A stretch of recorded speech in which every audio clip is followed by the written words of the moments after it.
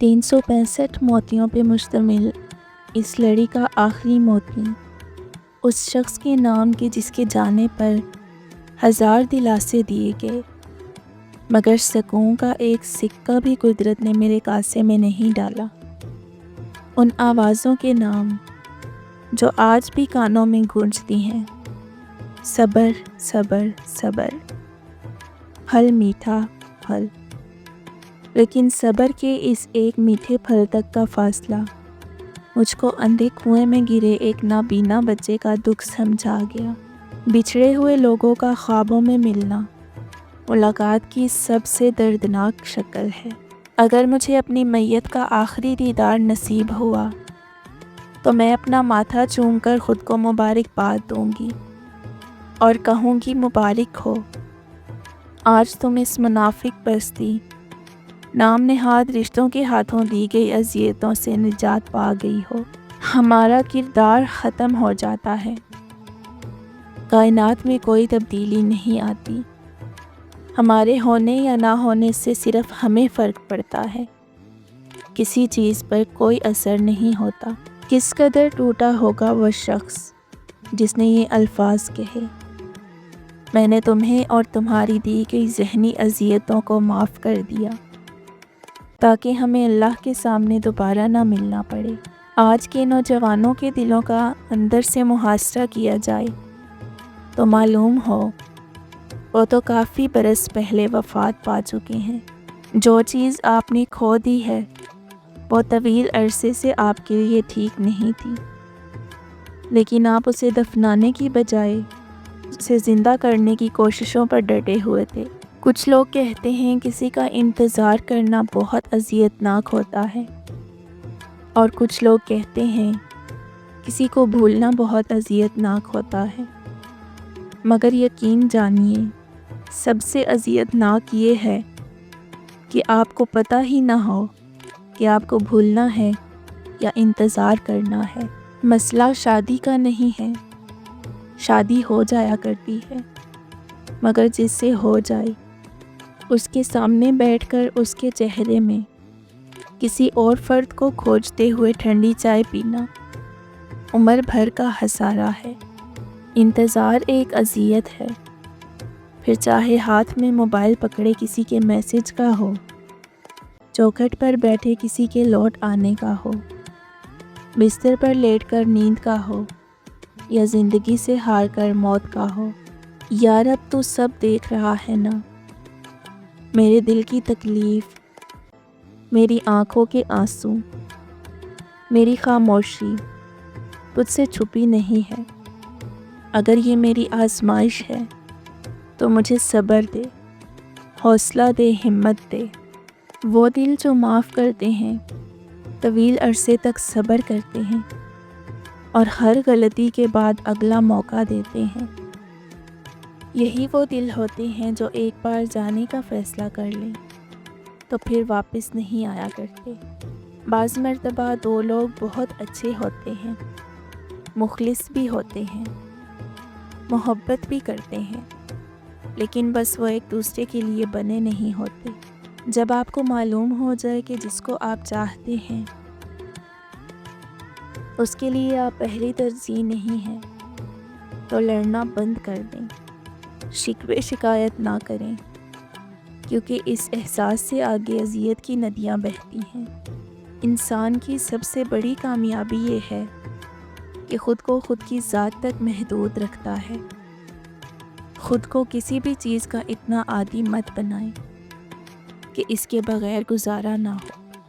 بے قدری وہ زخم ہے جو نظر تو نہیں آتا مگر دل کی گہرائیوں تک محسوس ہوتا ہے۔ یہ انسان کو اس کی اپنی قیمت سے ہی بے خبر کر دیتی ہے۔ کچھ لڑائیاں اس قابل نہیں ہوتی کہ ان میں ملوث رہا جائے، ہار جائیں اور نکل جائیں۔ 3 باتیں آپ کو ذہن نشین کر لینی چاہیے۔ جس کی ترجیح آپ نہیں ہے اسے ترجیح نہ دیں۔ جس کے پاس آپ کا نعم البدل موجود ہے اس کے ساتھ اپنا وقت ضائع نہ کریں۔ جو آپ کی جگہ کسی اور کو بٹھا سکتا ہے وہ آپ کی جگہ ہے ہی نہیں۔ ہمیشہ خود کو سمجھوتے کرنا نہ سکھائیں، کبھی دل کی بھی سنا کریں، کبھی آنکھیں بند کر کے ایک دم فیصلہ لے لینا بھی سکھائیں اپنے آپ کو۔ کبھی زندگی میں صرف اپنی خوشی کے لیے تھوڑا پاگل پن بھی کرنا سکھائیں، پھر آپ جانیں گے کہ وہ جو کہتے ہیں نا زندگی ایک بار ہی ملتی ہے، وہ ایسا کیوں کہتے ہیں۔ بہت سی باتیں انسان کو اندر ہی اندر جلاتی ہیں جو کبھی کسی سے نہیں کی جاتی، وہی باتیں انسان کھا جاتی ہیں، کھوکھلا کر دیتی ہیں، اور کھوکھلے لوگوں کا ضبط کانچ کی نازک چوڑیوں کی مانند ہوتا ہے، کھنکتا ہے تو آنکھ نم کر دیتا ہے، اور ٹوٹ جائے تو بہت کچھ ختم کر دیتا ہے۔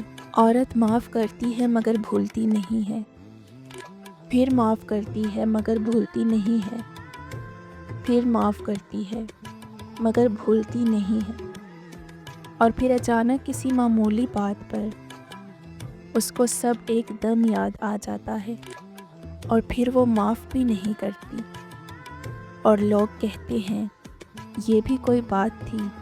جب متبادل مل جائے تو لوگ تبدیل کر لیتے ہیں، راستہ بھی، مزاج بھی، رشتہ بھی، کتاب بھی، اور الفاظ بھی۔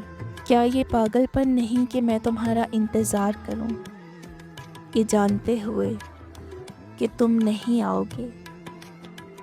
مجھے لگا تھا میں بہتر ہو رہی ہوں، مگر کوئی ایک واقعہ، ایک جملہ، ایک لمحہ مجھے پھر سے وہاں لا کھڑا کرتا ہے جہاں سے میرا اٹھنا بہت مشکل ہو جاتا ہے۔ جو کچھ مجھ پر گزرا، میں نے بس اس کے نارمل ہونے کی بہانے بازی کی، حالانکہ وہ سب اذیت ناک تھا اور بہت دردناک تھا۔ کبھی کبھی خود کو خاموشی کے سپرد کر دینا چاہیے، لفظوں سے، لوگوں سے، دنیا سے اوجھل ہو جانا چاہیے، اور جو شخص اس خاموشی میں بھی آپ کی آہٹ پہچان لے، آپ کو ڈھونڈ نکالے، بس اسی کا ہاتھ مضبوطی سے تھام لینا چاہیے۔ خوبصورتی دھری کی دھری رہ جاتی ہے جب واسطہ نصیب کی سختیوں سے پڑتا ہے۔ گہرے پانی کی طرح رہو، صاف، چپ اور اپنے آپ میں ایک سنگین داستان۔ الفاظ مٹتے نہیں، وہ دلوں پر نقش ہو جاتے ہیں، اس لیے بولنے سے پہلے رک جائیں، سوچ لیں اور پھر چکھ لیں، کہیں کوئی لفظ کسی کی روح کا ذائقہ نہ بدل دے۔ کسی کے حلق میں صبر کے اتنے ہی گھونٹ ڈالیں کہ اگر وہی گھونٹ آپ کو پینے پڑ جائیں تو آپ کی رگیں نہ پھٹ جائیں۔ کبھی وقت بدلے گا تو بتائیں گے ہمیں بھی کیا کیا برا لگتا تھا، اس نے ہر خواب دفن کر دیا، یہ ثابت کرنے کے لیے کہ وہ ایک اچھی عورت ہے۔ جب تمہیں میں بوجھ لگوں تو مجھے چھوڑ دینا، مجھے کبھی رسوا نہ کرنا، میری عزت پر وار نہ کرنا، مجھے ذلیل نہ کرنا، مجھے درد نہ دینا، کیونکہ میں نہیں چاہتی کہ میری ذات اس چہرے سے ڈرے جس سے میں نے بے حد محبت کی تھی۔ نصیب کی زیادتیوں پر خاموش رہ رہ کر اپنے اندر کو بہت اندر تک کھا گئی ہوں میں نے جھوٹی دوستیاں، ڈرامے اور بے مقصد گپ شپ دیکھ رکھی ہے۔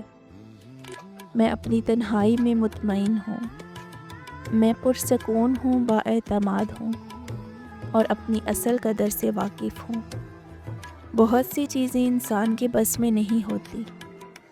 تم حالت نزاع میں پڑے شخص کو یہ نہیں کہہ سکتے کہ وہ مرنے سے انکار کر دے۔ اگر آپ کی بحث کسی بدتمیز شخص کے ساتھ ہو جائے تو چپ چاپ ہار مان لیں، یعنی خاموشی اختیار کر لیں، کیونکہ آپ کی بات اور آواز کتنی ہی دمدار کیوں نہ ہو، لیکن آپ ایک کتے سے اچھا نہیں بھونک سکتے۔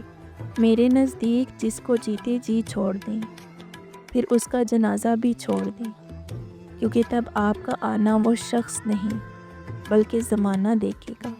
نعم البدر تو منافقوں کے ہوتے ہیں، مخلص لوگ وقت کی طرح ہوتے ہیں، ایک بار گزر جائیں تو دوبارہ نہیں ملتے۔